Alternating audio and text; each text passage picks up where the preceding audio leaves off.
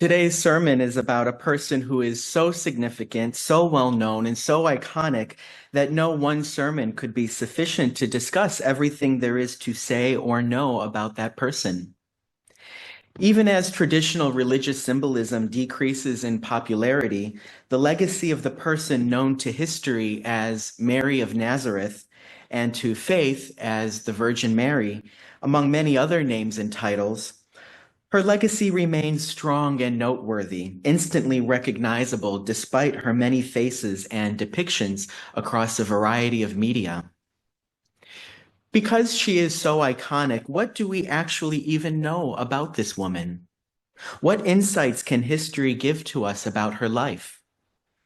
The truth is that so much of what we know of her is more legendary than fact due to the paucity of documents that we have from that era, none of which she herself wrote. History can say that she existed in the sense that nearly all historians agree that Jesus of Nazareth actually did live, and if he existed, then there's no doubt among anyone that he would have had a mother too. She would have spoken the language of Aramaic, a Semitic language common in that part of the world at that time. And her name would not have been Mary. That's our English translation of her name, which in Aramaic was Miriam. She would have been born in the first century before the Common Era in the Roman province of Judea under the reign of Emperor Augustus. She lived in the small town of Nazareth, about 18 miles away from the Sea of Galilee. It is thought that she came from a humble background and would have been observant of the Jewish religion, which at that time was based on the worship in the temple in Jerusalem. Since she does not appear in any documented historical texts, anything else we know about her comes from the New Testament and other legends and apocryphal texts.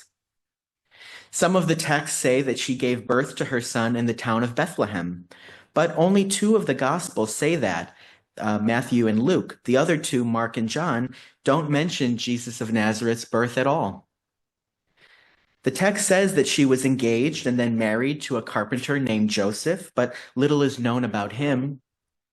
The Gospels say that Jesus had siblings, but for most of Christian history, leaders interpreted this as actually meaning cousins or step-siblings from Joseph's previous marriage. We know from the story of the miracle at the marriage at Cana, when Jesus turned water into wine, that Jesus revered his mother's advice. But in other anecdotes, Jesus creates distance between him and his mother, saying to a crowd on one occasion that his real mother is anyone who follows the will of God.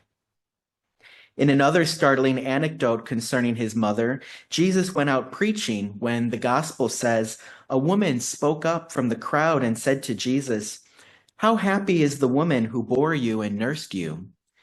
But Jesus answered, "Rather, how happy are those who hear the word of God and obey it."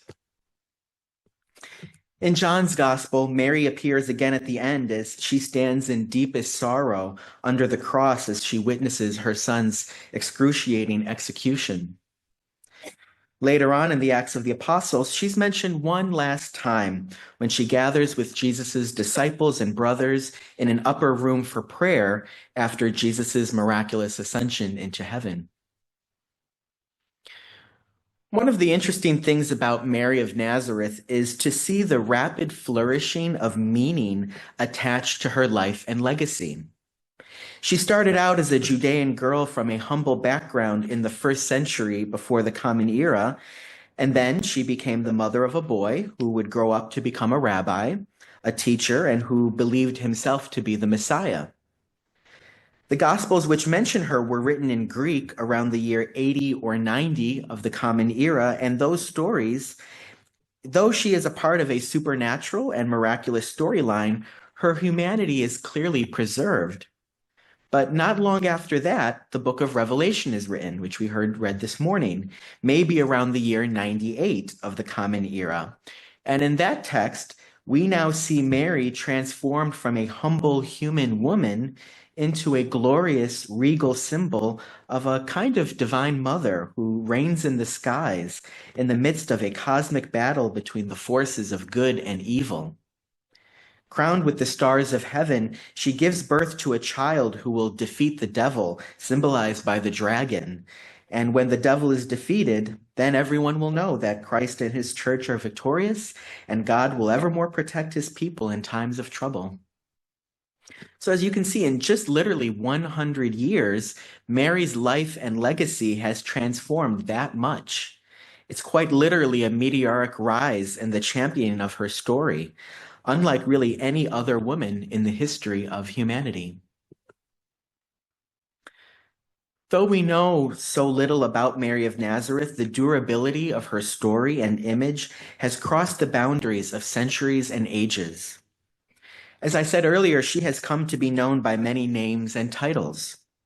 Some of these include Mother of God, Queen of Heaven, Mother of Mercy, Star of the Sea, Mirror of Justice, Morning Star, Seed of Wisdom, Comforter of the Afflicted, and the title of today's sermon, Mystical Rose. She has come to be known by so many names and titles, but one category of names that she is known by is of the places where people have claimed to have had visions of her. These titles include Our Lady of Guadalupe, Our Lady of Lourdes, and Our Lady of Czestochowa. People from around the world make pilgrimages to these sites to say prayers, to intercede for healing and restoration, and to gain deeper spiritual insights. While there have been countless Marian apparitions through the years, it's interesting to note that the first ones did not occur until the beginning of the second millennium, in the Middle Ages. So for 1,000 years, from 0 to 1,000, no one in the Christian world had heard of a vision of the Mother of Jesus. It's also interesting to note that claims of apparitions of the Virgin Mary are far more common than those of her son, Jesus Christ. It's been speculated that this is because of her role as a spiritual mother and intercessor in many Christian traditions, which contributes to the frequency of these apparitions. It's also notable that while there are other religious traditions with divine apparitions, the phenomenon is nowhere near as prominent as it is in Christianity, especially within Roman Catholicism, where Marian apparitions play a central role in the faith. It's incredible that a humble Judean woman from the first century, about whom little is really known, has become the world's most prominent subject of the dramatic and startling phenomenon of apparitions and visions. Of course, when it comes to visions, who is to say which ones are authentic and which ones are delusional or misunderstood?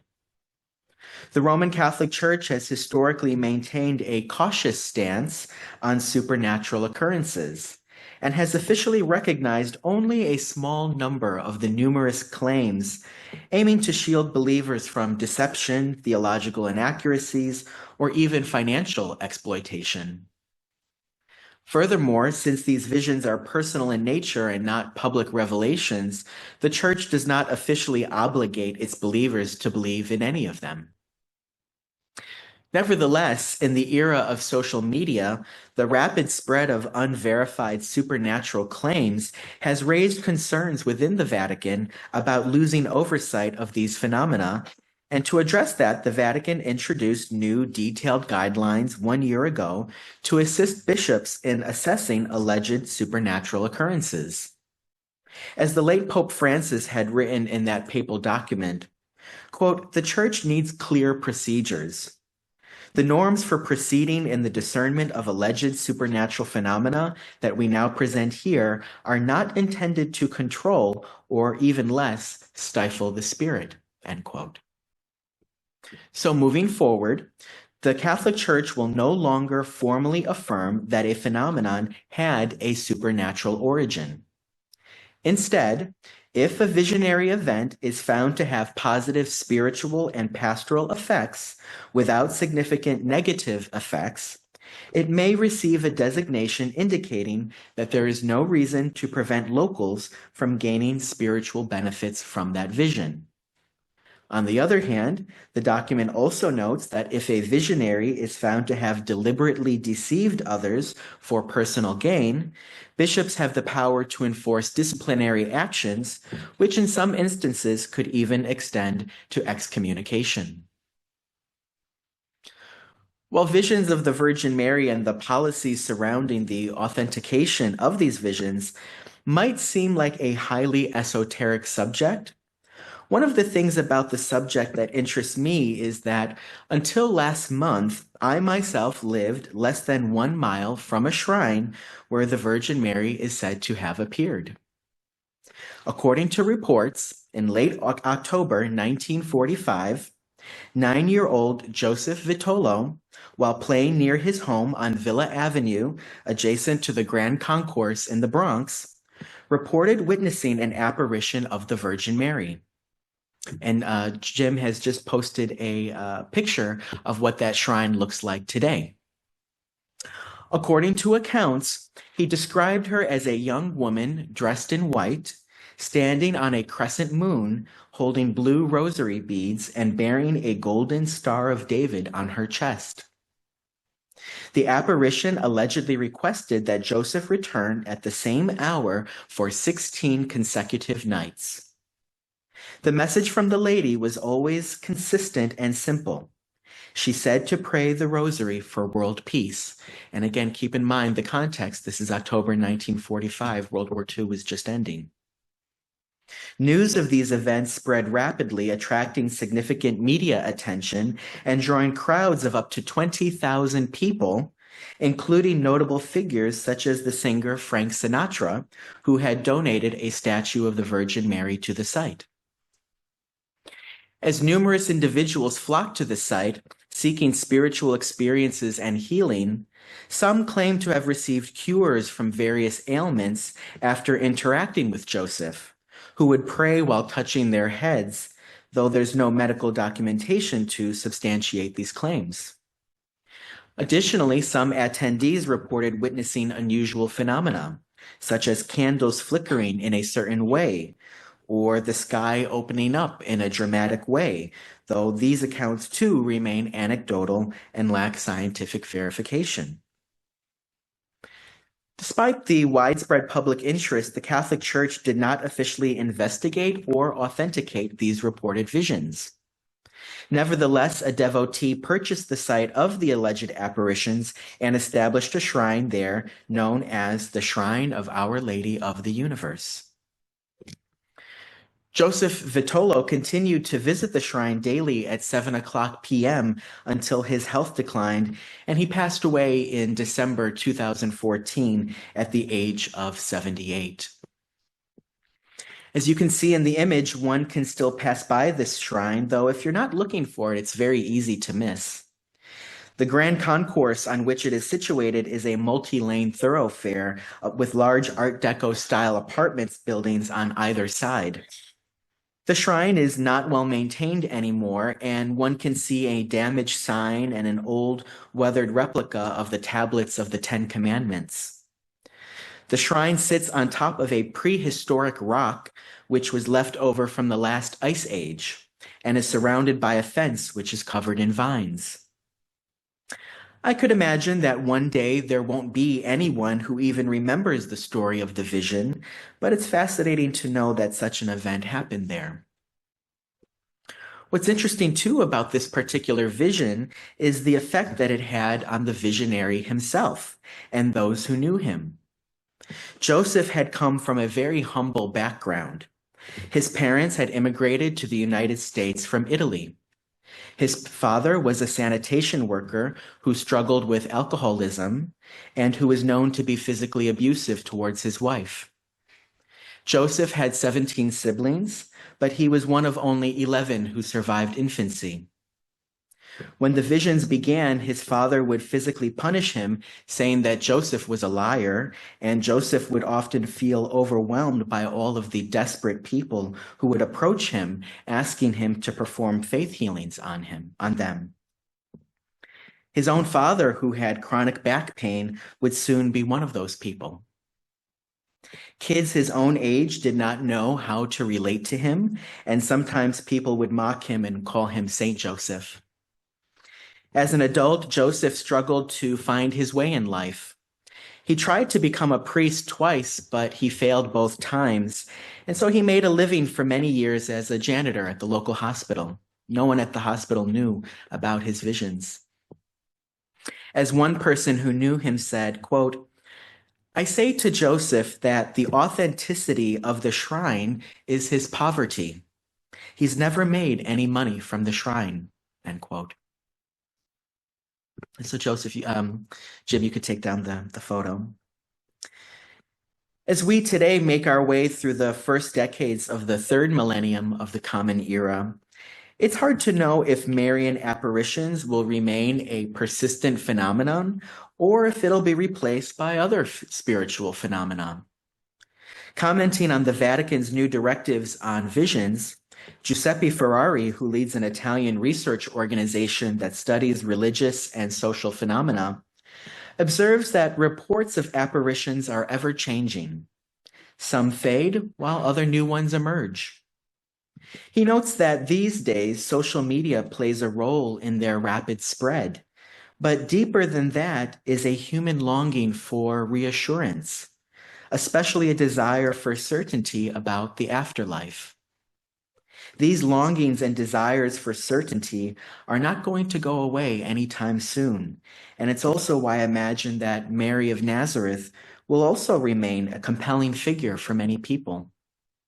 She represents a compassionate and maternal figure, offering comfort and intercession in times of need. In an age of rapid change and uncertainty, many find in her a source of stability, hope, and reassurance as someone who listens, understands, and intercedes. As Unitarian Universalists, we honor the power of stories like Mary of Nazareth's, not necessarily as rigid truths, but as evolving narratives that help people make sense of their lives. In reflecting on Mary's journey from an ordinary human woman to an enduring symbol of cosmic compassion, we are reminded of our own ability to find meaning, uplift the marginalized, and seek truth with open hearts in a world which is still yearning for hope.